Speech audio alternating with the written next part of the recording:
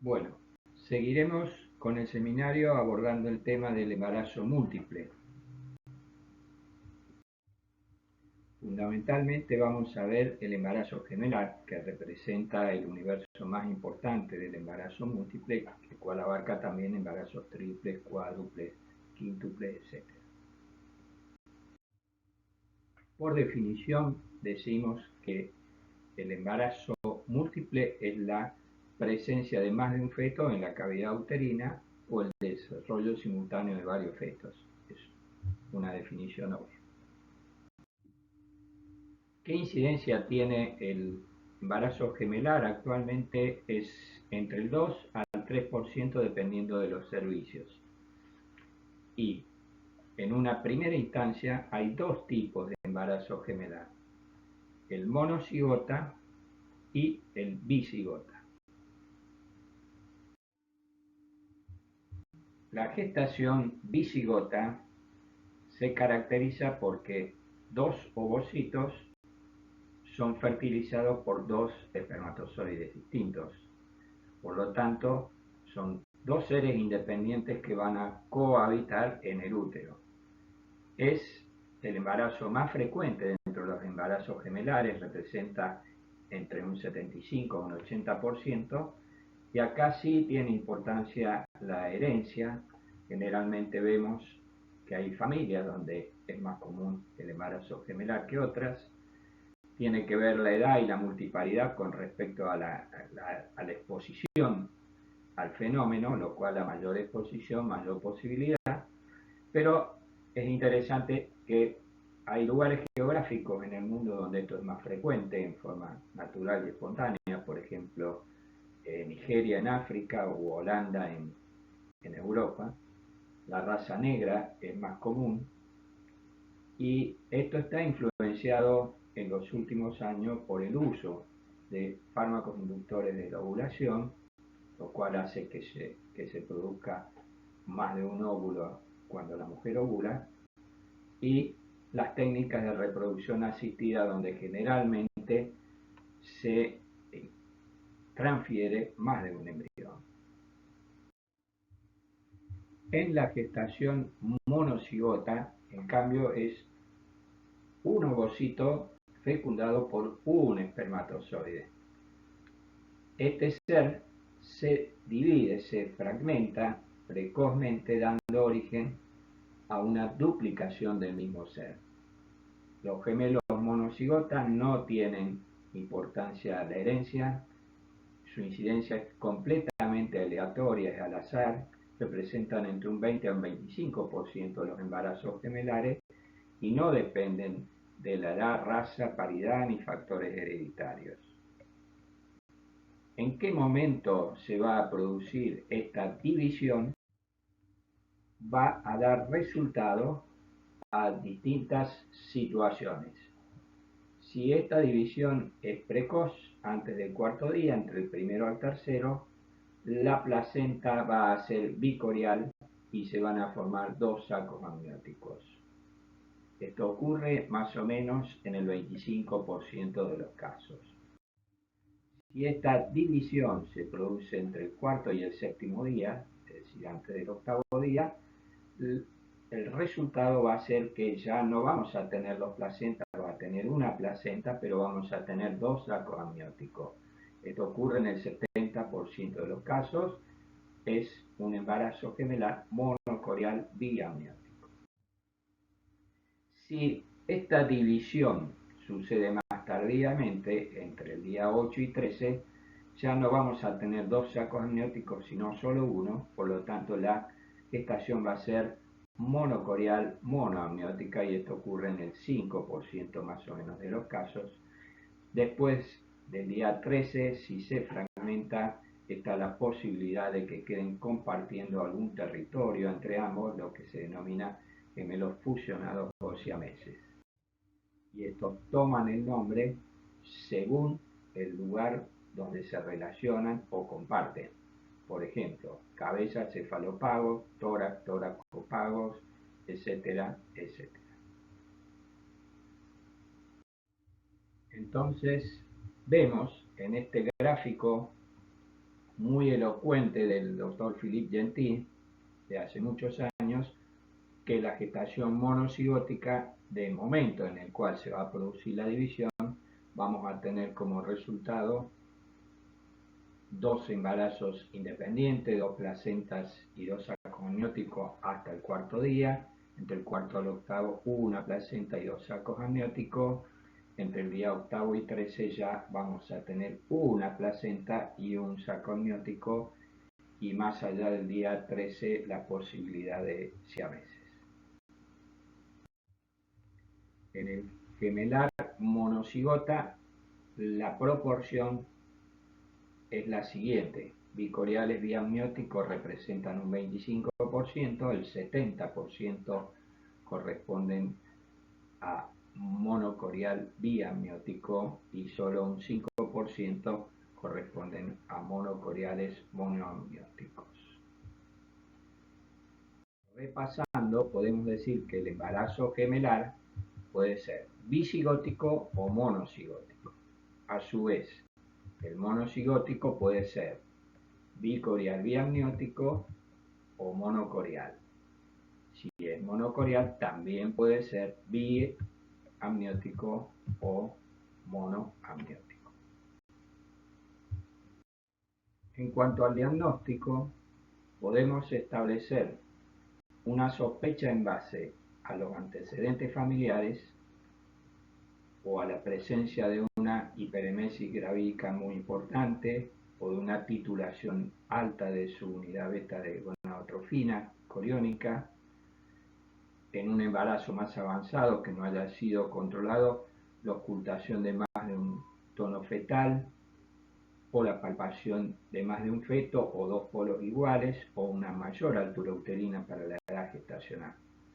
Pero evidentemente el diagnóstico es fundamentalmente ecográfico, y como sabemos que en general nuestras pacientes tienen todas una ecografía precoz, en esa ecografía ya se va a describir la presencia de un embarazo gemelar. Ante un diagnóstico de embarazo gemelar, lo primero que debe hacer el ecografista es tratar de identificar la corionicidad, es decir, si tiene una o dos placentas. Posteriormente y después de las 8 semanas podemos ver si hay dos sacos amnióticos, y también, por supuesto, al comienzo establecer el número de fetos. Hablando de gemelar, siempre vamos a hablar de dos. Y el sexo, que es importante porque cuando son de sexo distinto ya nos está hablando de la cigosidad, es un bicigota seguro. Y en los casos que correspondan, monocoriales monoamnióticos, descartar embarazo siamés. Bueno, en la ecografía es fundamental entonces la evaluación de la corionicidad, es decir, establecer el número de placentas que presenta el embarazo. Hay signos que sospechan la gestación bicoriónica, como son dos placas coriónicas diferenciadas, o cuando hay un saco gestacional y vemos una membrana interamniótica de separación. Si esta es gruesa, habla de dos placentas; si es fina, de una. O la presencia del signo lambda, que es un signo en el cual una de las placentas se introduce dentro de las membranas interamnióticas. En estas ecografías vemos dos ejemplos contrapuestos de separación interamniótica. A la izquierda vemos una membrana gruesa y a la derecha una membrana fina. Tenemos en estas ecografías un ejemplo del signo lambda de la placenta superior. Se introduce entre la membrana interamniótica. Acá tendríamos la placenta inferior. Esto es signo de bicoriales. En la ecografía B vemos que la membrana interamniótica cae a pique sobre la placenta. Esto generalmente se presenta en los monocoriales. Otro ejemplo de ecografía bicorial, donde vemos el signo lambda, esta placenta inferior se introduce entre las membranas amnióticas. Otra ecografía más donde vemos el signo lambda y acá vemos el signo de la T o la caída a pique de la membrana sobre la placenta, una placenta, dos placentas.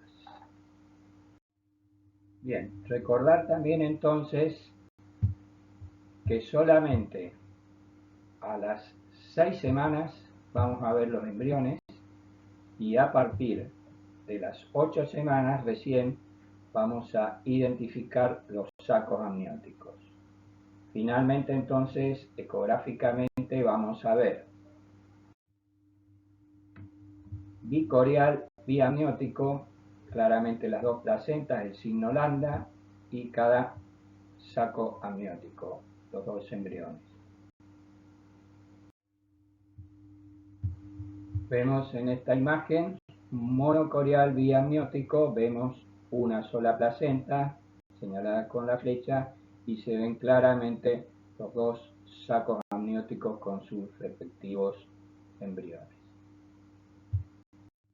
Y monocorial monoamniótico, donde vemos una sola placenta y vemos claramente un saco amniótico que contiene a los dos embriones.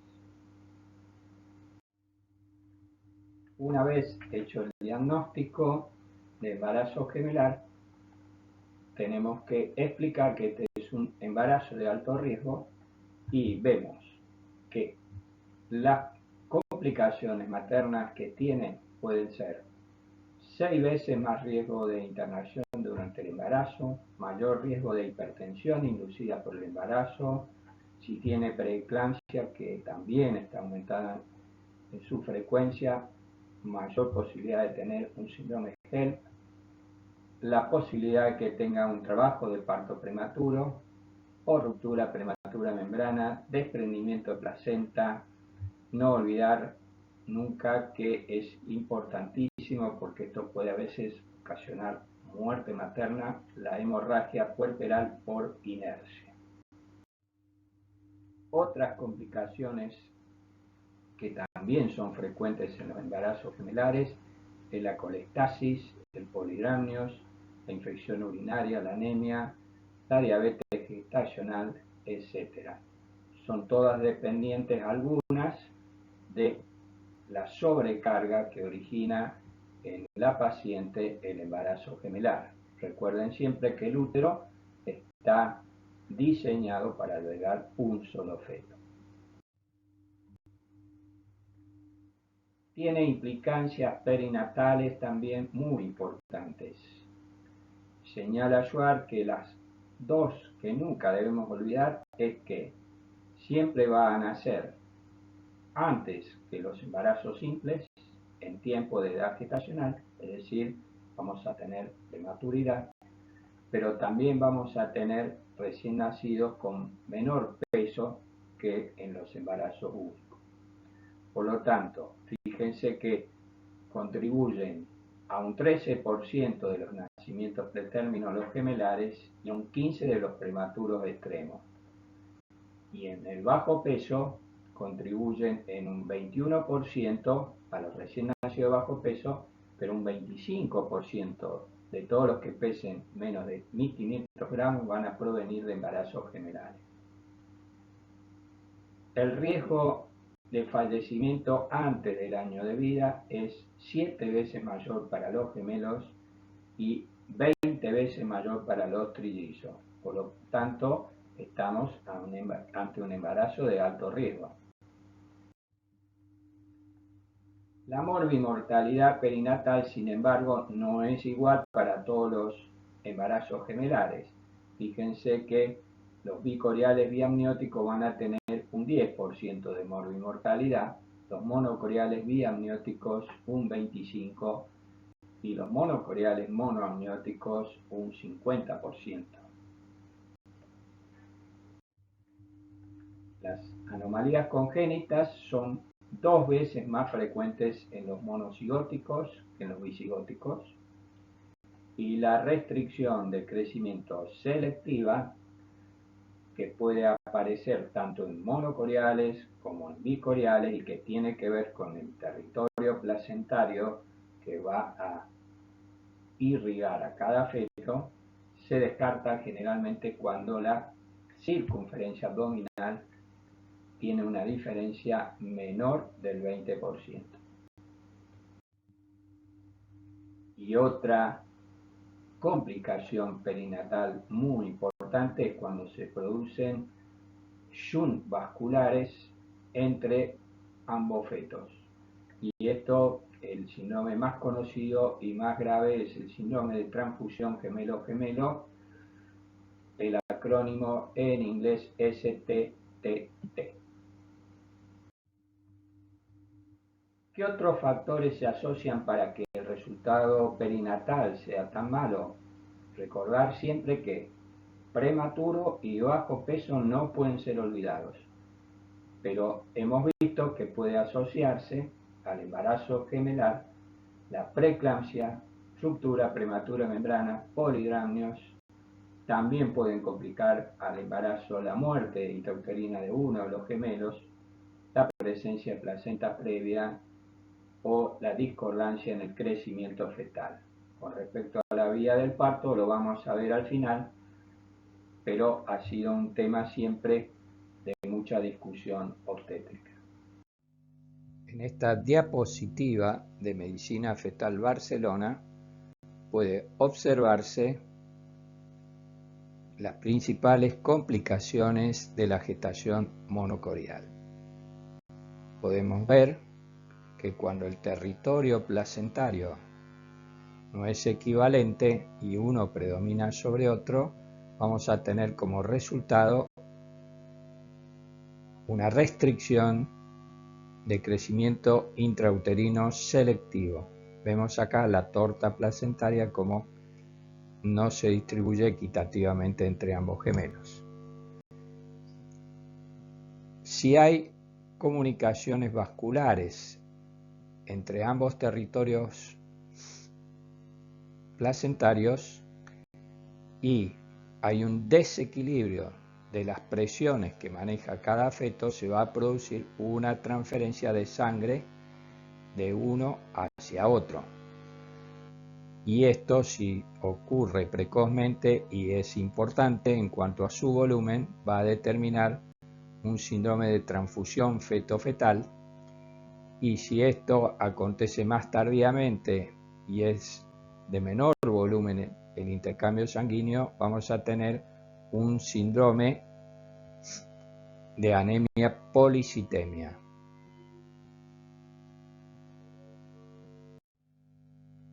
El síndrome de transfusión feto-fetal, sinónimo de síndrome de transfusor transfundido, es un desequilibrio que se va a producir en los gemelos monocoriales que tienen anastomosis vasculares placentarias y se va a producir la transfusión sanguínea de un feto al otro, del transfusor al transfundido, donante y receptor también llamado. Es un síndrome que tiene un riesgo de morbimortalidad perinatal muy importante y cuando es muy precoz termina siempre en la muerte de ambos gemelos. Entonces, vamos a tener en el síndrome de transfusión feto-fetal unidireccionalmente desde el donante al receptor, que el feto donante va a estar anémico, hipovolémico, hipotenso, presenta flujo renal disminuido, por lo tanto presenta oligoamnios y restricción de crecimiento. Y el feto receptor va a estar policitémico, pletórico, hipervolémico, a veces con insuficiencia cardíaca, mayor producción de orina por mayor flujo renal y por lo tanto va a tener polidramnios y macrosomía fetal. En esta imagen podemos ver gráficamente cómo se ve un feto con restricción de crecimiento y oligoamnios, un feto macrosómico con polidramnios en el síndrome de transfusión feto-fetal. Acá tenemos la placenta y acá los vasos que se interconectan entre ambos gemelos. Tenemos en esta imagen ecográfica de un síndrome de transfusor transfundido un feto con líquido aumentado, el otro con líquido disminuido y una restricción de crecimiento, una diferencia muy importante entre ambos. ¿Qué opciones terapéuticas hay para este síndrome? En la actualidad hay bastante experiencia mundial, aunque es una técnica muy difícil. En Argentina solo 3 o 4 centros de todo el país la pueden hacer. Es la cirugía fetoscópica, es decir, es una endoscopía fetal intrauterina con coagulación láser de las anastomosis vasculares. Si no es posible realizar esta técnica, que ya les digo que es de muy difícil acceso, se puede hacer amniocentesis seriada descompresiva a los fines de aliviar el polidramnios. Y por último, algo que sería heroico sería la ligadura endoscópica del cordón umbilical del gemelo donante para salvar al receptor. Esta es la imagen de una endoscopía fetal con un fetoscopio. Ahí vemos las anastomosis. Así se ven los vasos sobre la cara fetal placentaria y así quedan después de que la fibra, que el láser los haya ablacionado. Y así queda la placenta una vez después del parto, donde se ve la cicatriz de donde ha quemado el láser y ha producido la separación y la ablación u obliteración de estos vasos sanguíneos. En cuanto al control de embarazos gemelares, en primer lugar tenemos que decir que deben ser referidos a un consultorio de gemelar o un consultorio de alto riesgo obstétrico, con acceso a la posibilidad de realizar ecografías seriadas. Muy bien, no nos cansamos de decir que hay que hacer un diagnóstico precoz cuanto antes de la corionicidad a los fines de establecer el riesgo. Vimos anteriormente los riesgos de morbimortalidad que eran muy distintos. Bien, en este consultorio sabemos que, por ejemplo, en los aspectos nutricionales estas pacientes van a ganar un poco más de peso que las pacientes con embarazo único, que hay que hacer una suplementación de hierro precoz porque va a tener una mayor demanda. En cuanto a la cantidad de controles, lo ideal es que el seguimiento sea cada 2 semanas y llegando, en general varía de servicio a servicio, pero cerca de la semana 32, 34 se puede empezar a seguir semanalmente o si hay alguna patología asociada. Como dice Schwartz, debe prestarse fundamentalmente especial rigurosidad al control del parto prematuro, educando a las pacientes sobre los síntomas, haciendo la medición de la longitud cervical periódicamente,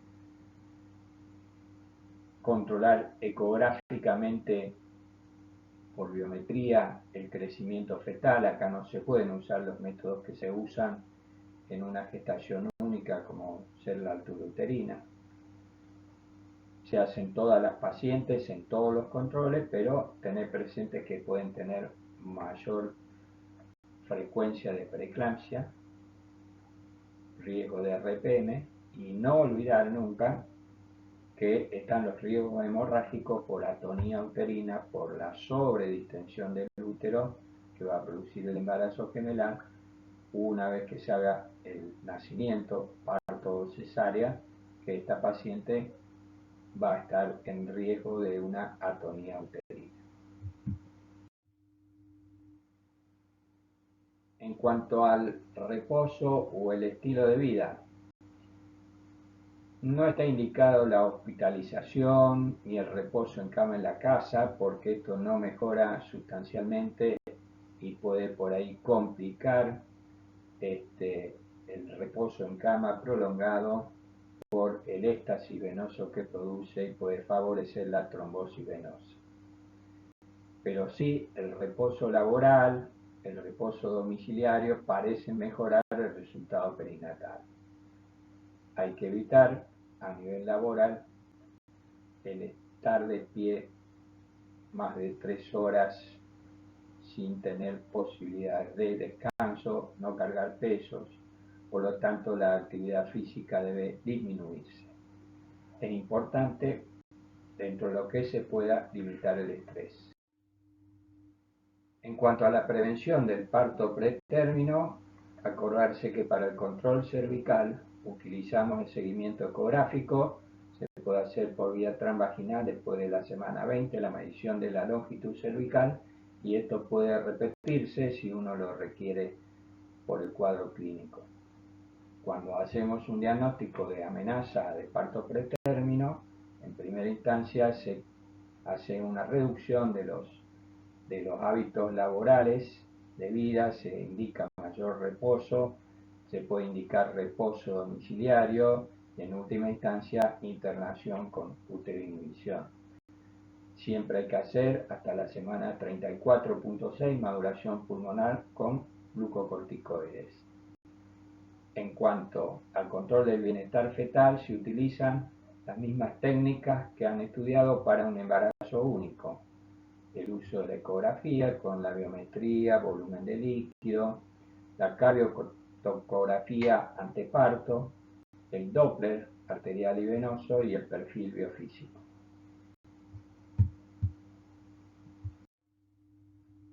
Vimos que el embarazo monocorial es el embarazo con mayor frecuencia de complicaciones y por lo tanto el seguimiento ecográfico es muy estricto. Esto de Medicina Fetal Barcelona, donde fíjense que desde la semana 12 ya empieza a ser seguido ecográficamente cada 2 semanas, se va haciendo Doppler no en todos los estudios y estar direccionado a hacer un diagnóstico precoz del síndrome de transfusión transfundido o de la restricción de crecimiento selectivo o más tardíamente del síndrome TAP o algunos síndromes de transfusión transfundido tardíos o de restricción de crecimiento tardío. Esta es la guía nacional para el seguimiento de embarazo gemelar monocorial y acá vemos cómo debe ser el seguimiento ecográfico. Tenemos en la columna de la izquierda el momento en el cual debe ser indicado, a partir de las 10 semanas, 12, y a partir de la semana 16 ya se hacen ecografías cada 2 semanas hasta llegar al término. ¿Qué debe contener cada ecografía? Y algunas ecografías que deben ser hechas por especialistas, ecografistas en gemelares. Los contenidos que debe tener cada una de ellas, y esto está orientado fundamentalmente al diagnóstico precoz del síndrome de transfusor transfundido o de alteraciones del crecimiento fetal y su respectivo manejo. Finalmente llegamos al momento del parto. Y la primera pregunta que surge es parto normal, cesárea, y esto va a depender del número de fetos, de la edad gestacional, pero fundamentalmente en el embarazo gemelar va a depender de la presentación. Cuando puede ser que estén ambos fetos de cabeza, que representa más o menos el 43%, el primero de cabeza y el segundo no, otro 40%. El primero que no esté de cabeza puede ser podálico o transverso, y cualquier combinación con el segundo gemelar representan aproximadamente el 19 al 20%. El trabajo de parto es, en la primera fase, es más rápido y más indoloro que en las pacientes con embarazo único. ¿Sí? La fase de latencia es atravesada más rápidamente. La mayoría de las mujeres ya llegan con 4 a 5 centímetros de dilatación. La fase activa de dilatación rápida, en cambio, por la disfunción uterina que está producido por la sobredistensión que tiene el útero, es una fase en la cual se va a hacer más lenta. Ni que hablar que después del parto, ya lo hemos dicho, el globo de seguridad espinal le cuesta formarse, porque esta sobredistensión y este mal funcionamiento de las fibras musculares, que pierden el triple gradiente descendente, lleva a un agotamiento del útero, y esto favorece la aparición de inercia uterina. Entonces, el parto, si tenemos ambos fetos cefálicos, que habíamos dicho un 40 y pico %, se puede intentar un parto vaginal si las condiciones obstétricas lo permiten. Si el primero está cefálico y el segundo no cefálico, en nuestra institución es indicación de cesárea, porque no hacemos partos podáricos. Pero en algunos lugares del mundo puede hacerse el parto vaginal de cabeza, de vértice del primero, y en situación pelviana del segundo. O puede intentarse hacer el parto de vértice del primer gemelar, y hacer después una versión cefálica externa intraparto, a los fines de colocar en situación longitudinal o cefálico el segundo.